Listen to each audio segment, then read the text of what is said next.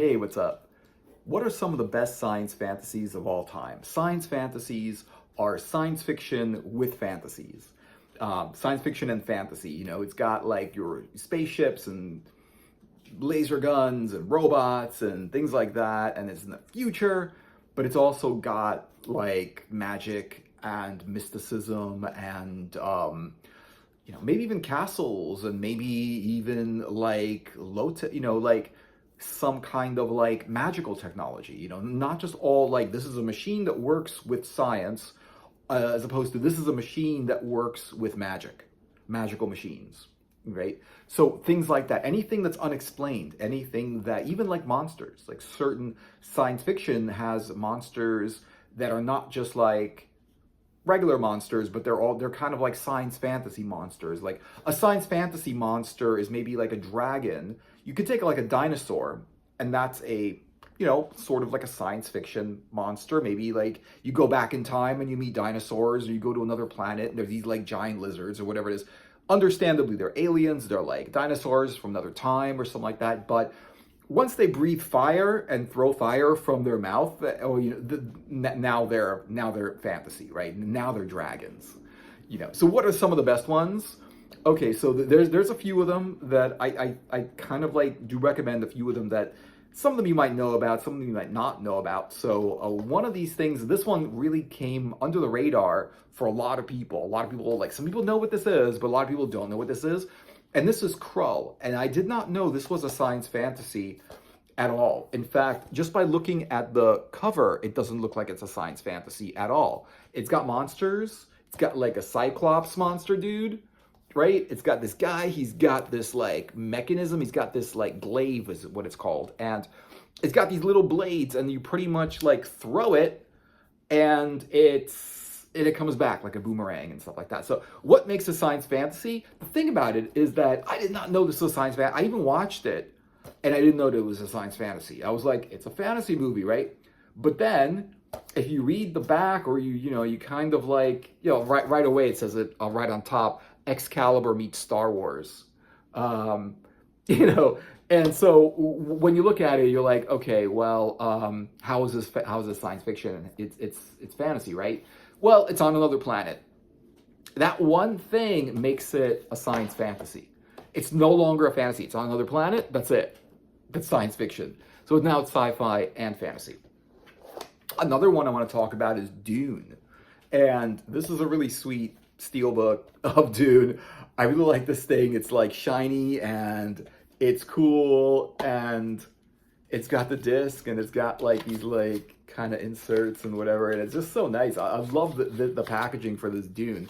And this is an interesting Dune, because this Dune, of course, you got Sting right there, Kyle MacLachlan, right, the guy's name, right there. He went on to do more stuff.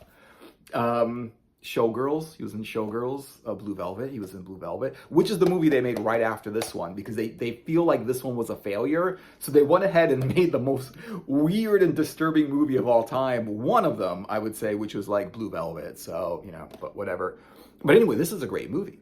This is a great movie. This is the extended edition also, but this is a perfect science fantasy.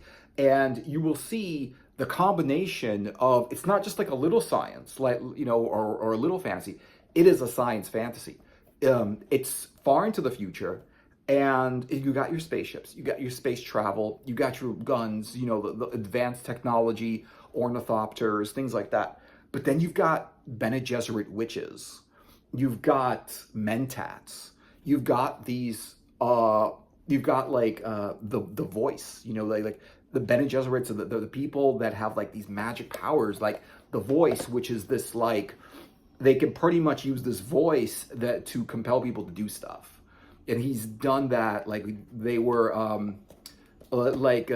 here the character was in this ornithopter, which is like this flying thing, the machine, right? It's a machine. And he and his mother was also, they were both tied up. And they use the voice to get them to like loosen their like bindings and stuff like that. And then they just took over they knocked the guys out that were taking them prisoner, hostage. and they took over the ornithopter. So you had that. You've got like magic. You've got like um, this spice thing that they eat. It's the spice they call it, and basically it extends life, expands consciousness, and basically gives people psychic powers where they, you know, in the story, he's not just this prince of another planet. He's also this messiah, this like leader figure with these like psychic, you know, messianic powers and stuff like that. And you know, there's just so much magic in it. So you know, so Dune definitely is a huge. Even though a lot of people didn't like Dune, and they all like the book and whatever it is, and you know, it's cool, but it's cool. You know, people like what they like, but this is a great movie. This is a great movie, and I guess if you already read the book, I don't know if you like the movie or not. And if you haven't read the book, the movie kind of like maybe is a little bit confusing because it's like hard to understand this movie. But I would say, you know, watch it, and if you're curious about like just for the effect, just for the poetry of the movie, basically, right? You might not understand everything in the movie, but it's got some really cool scenes in it, and great music, great acting, great, well written. The sets are beautiful, special effects are cool, you know. And if you're really curious about what it really means, it does explain it. It's just like explains it so fast and goes on to the next thing that's really hard to understand the movie. However, if you watch it once and you're like, well, you know, I kind of liked it, but I don't really understand it. If you watch it a couple more times, you'll understand it. So, and what's interesting about this extended edition of Dune is it was like the longer edition. And I was like, yeah, dude, that's what Dune needs, right? The longer edition to explain what's happening in the story. Because the regular one is like this 2-hour movie, like around 2 hours, maybe a little bit longer.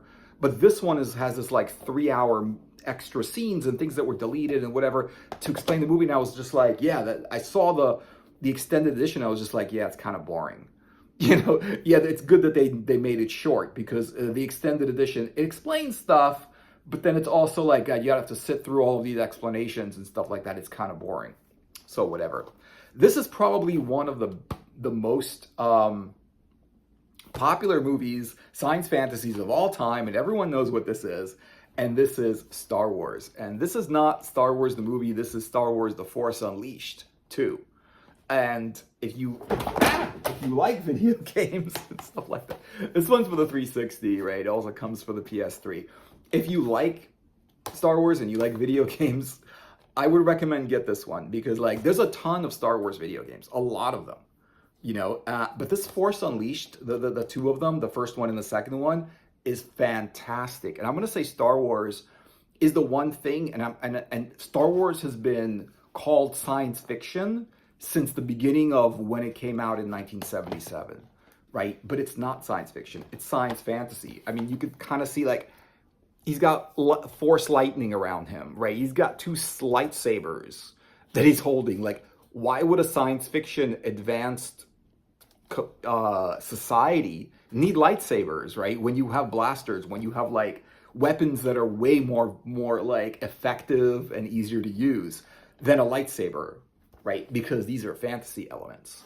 A lightsaber is a fantasy sword that's also a technological sword, right? It's not a sword, it's a laser sword. I mean, if you just take like the word laser and sword and put it together, just like that that YouTube channel, like Sword and Laser, where like they review like science fiction books and they review fantasy books. So they're Sword and Laser. One of them is sword, one of them is laser, and one of them reviews and the other person reviews the other thing. So whatever. You know, but whatever, like this is a huge, there's so much magic in Star Wars, because what is Star Wars about? Is it really about, you know, the rebels and the Galactic Empire? Yeah, I mean, yeah, it is about that, right?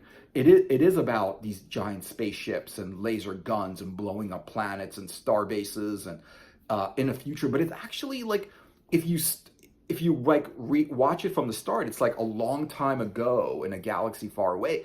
That just joins the two fantasy and sci-fi elements together.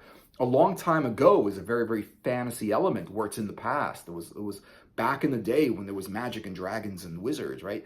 Whereas like in a galaxy far away, right away, you're like, it's in a galaxy in space, you know? So that's got to be like science fiction.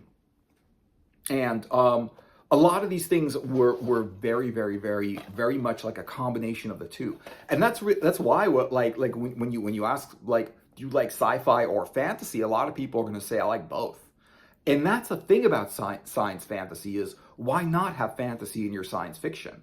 Why have science fiction devoid of fantasy when these two genres are joined so many times by so many different people? They're like, even when you go to a bookshop, or even if you go to like a DVD store or like anywhere where there's movies or books or anything like that, you're gonna see like science fiction and fantasy like in the same section, like in DVD stores, Blu-ray stores, whatever. You're gonna see the science fiction fantasy section. Bookshops, science fiction fantasy, even libraries put science fiction and fantasy together.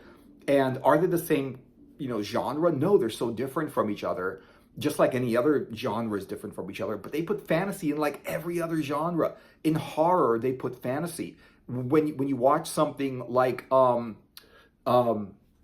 one with Nightmare on Elm Street, right? When you watch Nightmare on Elm Street, you're like, yeah, it's horror, but it's also fantasy, right? You've got like a lot of different fantasy. Like it's just like it's horror, but the whole idea of this mystical undead nightmare element that goes in there and goes into people's dreams and kills them in their dreams and then they really die. It's a very, very fantasy element. It's like an urban fantasy. It's horror because it's scary, but it's also like a very, very like the whole like the character, the whole main character of it is a very fantasy character, right? It's this like story, it's very, very fantasy. And this is another one that I think that I'm just gonna recommend. I'm just gonna show this one again because this is such a great one.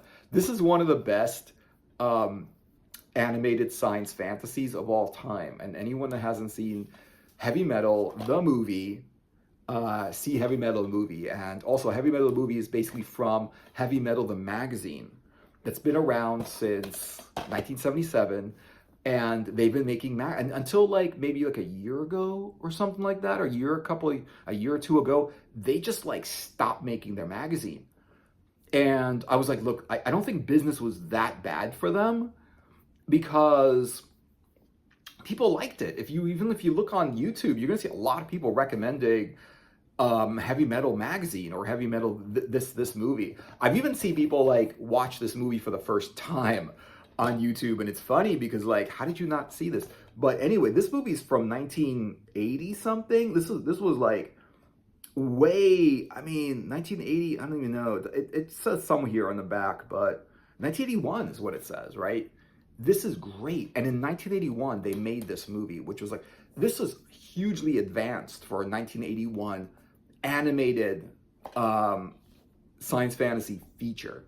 Mostly fantasy, but if you look at the front, you see you see Tarna on her Mobius bird, which is like, this is a bird designed and drawn by this artist Mobius, who also drew for Heavy Metal magazine, also drew his own comics and things like that. He's a French artist and comic book writer. Great material. Hard to find his stuff. Back in, because he was making things in the 80s, they didn't print a lot of it. He is French. It's hard to find it. Like maybe in France is more of this stuff, but it's in French. So, try to like, it's cool if you understand French, but then you have to like translate it if you don't. And in the back, there's a whole bunch of like sci-fi stories. There's this one sci-fi science, there's this one with like a spaceship that picks up this girl who's this like secretary from this meeting and whatever, and she's just being a secretary there, and then this spaceship just picks her up and takes her on a trip through space and whatever. And then there's another one, is this girl with a sword, and she goes after the evil Lochnar to destroy it. And this is another one where this like one guy from modern day, which makes it like an urban fantasy, gets transported back into this weird fantasy world where he's this big strong guy, and he becomes this hero in this other world because like where he lives, he's just nerdy guy that likes to look through telescopes and and he goes into this other world where he's a hero. He's like badass and tough and big and whatever. So that's kind of cool. But there's just so much, and there's a lot of sci-fi combinations of science fiction and fantasy, because like if you look at science fiction, like why not put some fantasy into it? They've been putting fantasy into every single genre so far. If you look at any like list of movies, maybe back in the day, there are just some like straight out fantasy, medieval fantasy, movies like Game of Thrones, for example. It's just like flat out medieval fantasy. Excalibur, Beowulf, flat out like there's just the Clash of the Titans, flat out fantasy. Like based on mythology, based on old stories, based on myth or whatever. Even like people like talk about like the Holy Grail of whatever. The Holy Grail comes from an old English fantasy story.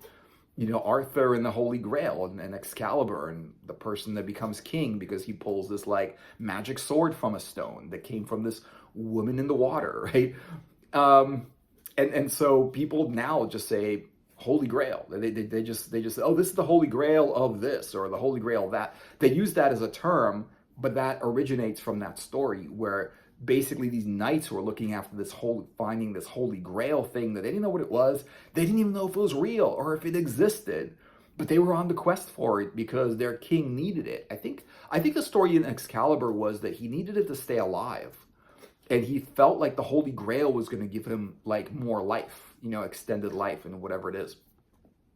You have that, and you've got like a lot of like horror, which is like very very fantasy element together, and very very urban fantasy. So they took a bunch of stuff and they took it together and made it fantasy. Like for example, the series movie comic book Constantine, and there was a Constantine with Keanu Reeves. There was a movie about that. It's probably going to be another one, is what I heard. And basically just a modern day fantasy. It's a modern day Constantine. He's just this like basically this occultist wizard, and he's also like this kind of like private eye guy. He goes around, he does these magical favors for people, like getting demons out of them or whatever it is, and even like the book by Jim Butcher, was it the Dresden Files, right? He's a private eye who's also a magician, right? If you look at something like Harry Potter, that's flat out fantasy, right? There is no science fiction in that, but it's cool when they do put science fiction and fantasy together, because like it's cool when you're like, okay, this is a sci-fi movie, maybe it's dystopian. For example, the science fiction movie Blade Runner. Everyone's like, a lot of people have heard about Blade Runner, a lot of people have seen it. Some people say it's one of the best movies ever made. It's got Harrison Ford, and Harrison Ford is just great in any movie, just like Keanu Reeves, if he's in it, Bill and Ted, he's really really good. And so and then so you've got Harrison Ford in Blade Runner, and it's very very science fiction. It's very very cyberpunk. It's like the near future. I love cyberpunk because it's the near future. And in my opinion, we're already living in a cyberpunk society. So cyberpunk is when it's just a society has more technology than it needs. It's technology heavy and nature short. It's like this. It's never a good weather. It's always raining. It's always foggy. You're in a city and it's just crowded, full of cars, taxis, cars that, self-driving vehicles, self-flying vehicles, gigantic ads and, video screens everywhere trying to sell you stuff, and people wearing tech and using tech, and it's just too much tech in cyberpunk. And that's what's cool about it. It's like it's too much tech, and like there's no trees, there's no nature, there's no not really parks. It's just a very very overcrowded, loud, noisy, heavy city, just with technology everywhere, and even technology that you don't need. But like some of the tech in cyberpunk is so cool and so advanced, just a little bit more advanced, like a cell phone that's just a little bit better than what we have now. Something that's just easier to use, something that'll just talk to you. It's just like maybe whatever it is. Maybe just like something where if you want to know what time it is, you just say to your cell phone, like, or whatever, whatever device you have, it's like, hey, what time is it? And the speaker will say it is this time, like whatever it is, or hey, which way do I go to get that? How do I get to wherever? Oh, just go straight and make a right. You got your GPS hooked up, you got everything hooked up with it. It's really, really cool. But if you look at something like Blade Runner, is it fantasy? I mean, it's interesting because it's a little bit of fantasy. Like, I'm just gonna say this because they're making it like so that it's all science fiction, but at the same time, what they're doing in Blade Runner is that they're merging like these robots actually because they're actually human. They actually become a life form, right? They're actually become like they feel like they're alive and they want to continue living, right? And it's just like, can you do that with science fiction? Like, it's a robot, it's a machine, and they're treated like a machine, and they're like, no, after a few years, we got to shut them down because they're just gonna they were basically going around killing people because they wanted to continue living. They were trying to look for who can tell them, who can mess with their machinery to keep them alive, and what happened in that movie was well, it blurred the line of machine and life form. Like is this machine going to be alive? It's an interesting idea. It's partly, I'd say it's mostly science fiction. I think it's just a little bit of fantasy because you don't really explain how a robot could actually feel and be so human that they feel like they're alive. It's like, it makes sense. If it's a robot, you can just program it to actually accept its fate, basically, right? It's like you just program to say, well, you'll live for this amount of years and you're not going to really care. Once you program it to do that and not care about how long they live, they just won't care because they're a robot and they're programmed to be that way, right? Whereas something for example, like the Terminator, that's very, very science fiction. It's the idea that AI becomes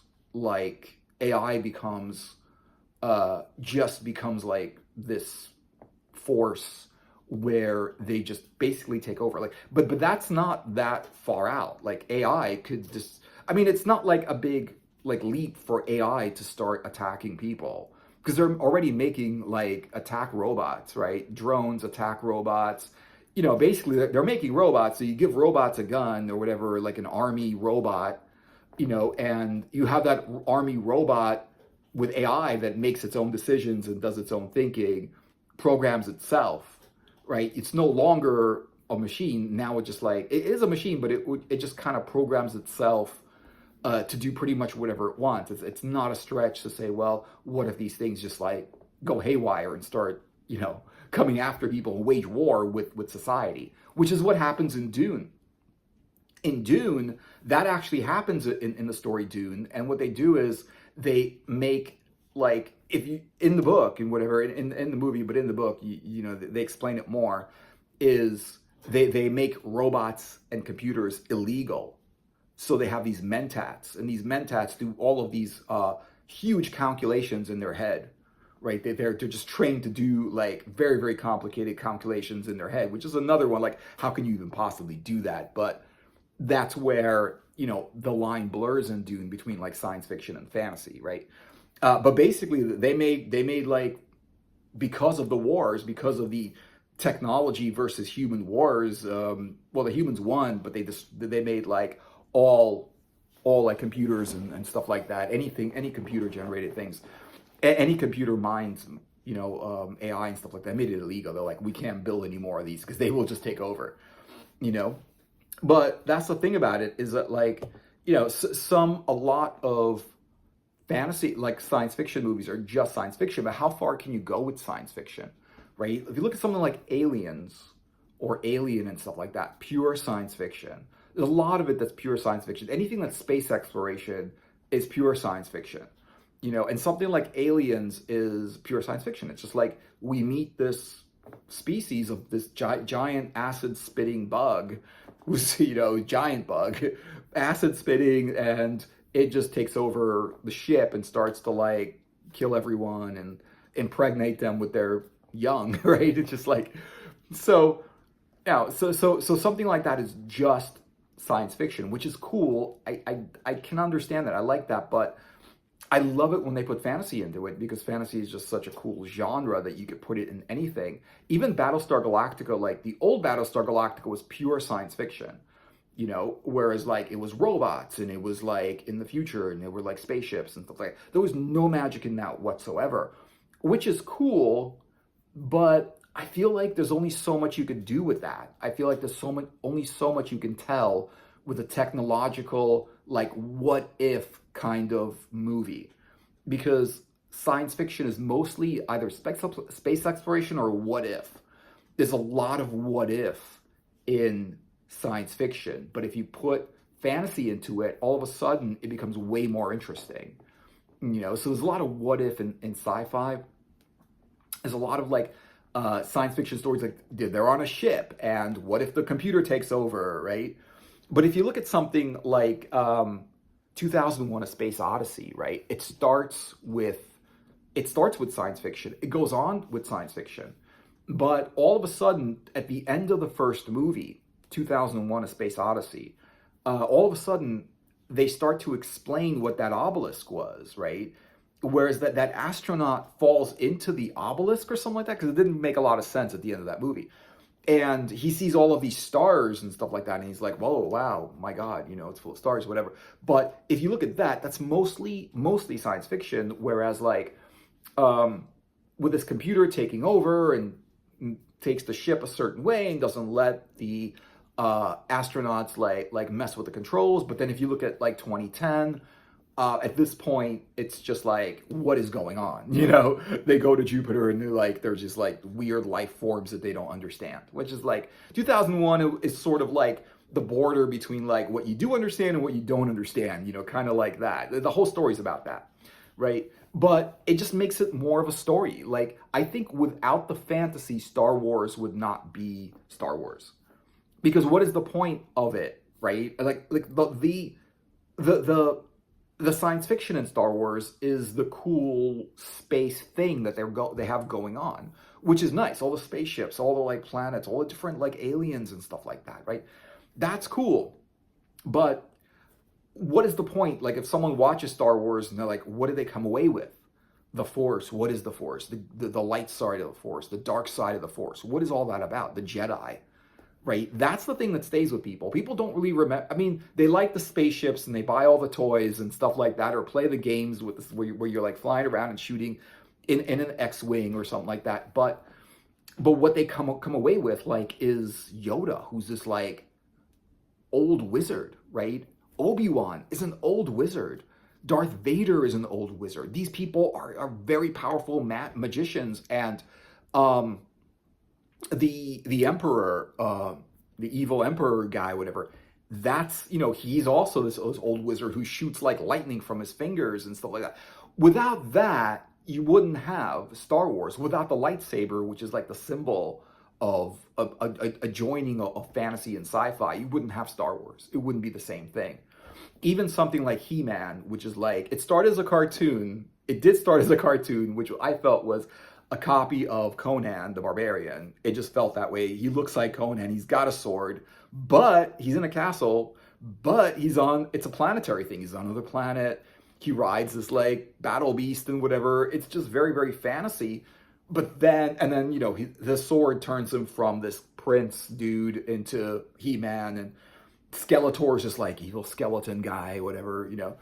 But they're on another planet, and there are spaceships in there, and there are like that kind of thing. And it's cool how they merged it. And yes, it started as a cartoon, but then it went on as the kids that liked He-Man. I was never into He-Man, but I can get it that what it is and people like it.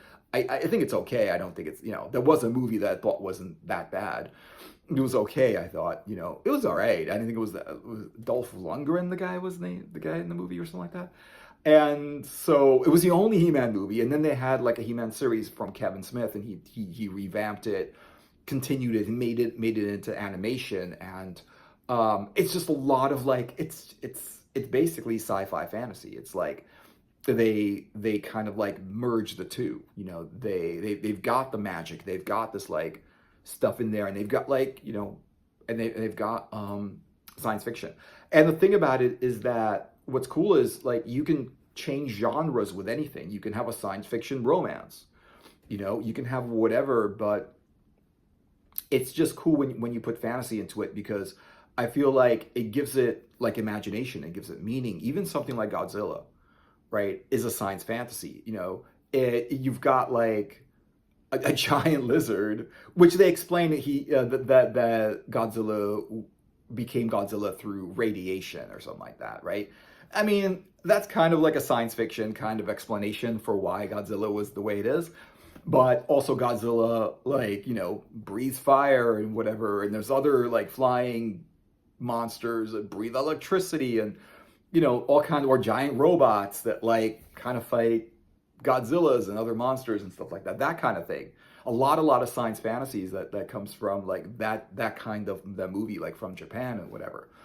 And you know, and even like when you have yeah, when you have like a karate movie and whatever, a lot of the time there's a lot of mysticism in those things, right? There's a lot of magic. And even if you look at like Star Wars, where it was before, like if you look at like the progression, like where's it going? Where's Star Wars going? It's going where the characters become more and more of a Jedi, understand how to use this power, right? That's, you know, it's what it is with Luke Skywalker, right? When you look at Return of the Jedi, now he's a Jedi, right? You look at the first one, and he's just a kid.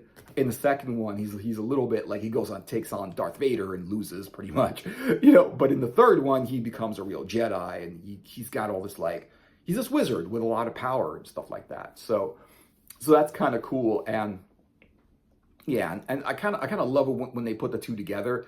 And there's just so many of them, like Buck Rogers, for example, pure science fiction, but you've got some fantasy elements. You've got this alien guy who's this Hawkman, right? And he uses wings. Like now, scientifically, you can't, like a human-sized person cannot fly if they just had a couple of wings. They need like literally 20-foot wingspan to actually fly. You know, just the you know just the ratio of body mass to wing mass, right?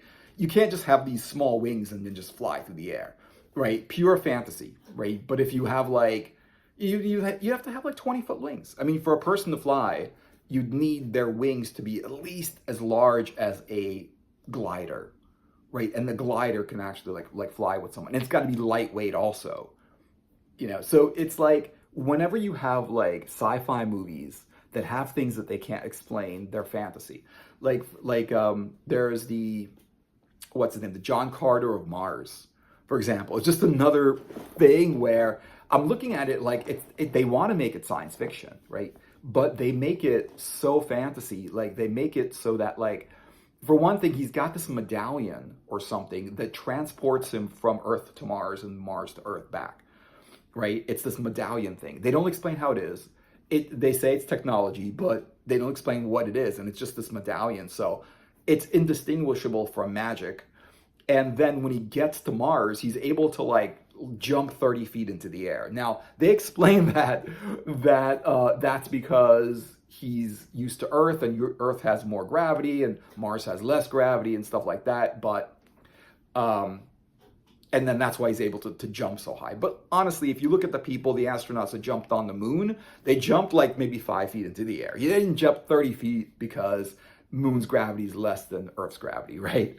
So yeah, so they put a lot of fantasy in that, and it worked, and it works great when they put fantasy in any genre, especially science fiction. Put those two together, and you've got like people just love it, and I think it's in some ways it's just different than regular fantasy, and it gives you a little bit more of that push over the cliff, you know, as a better like as a kind of movie that I think people just like, you know.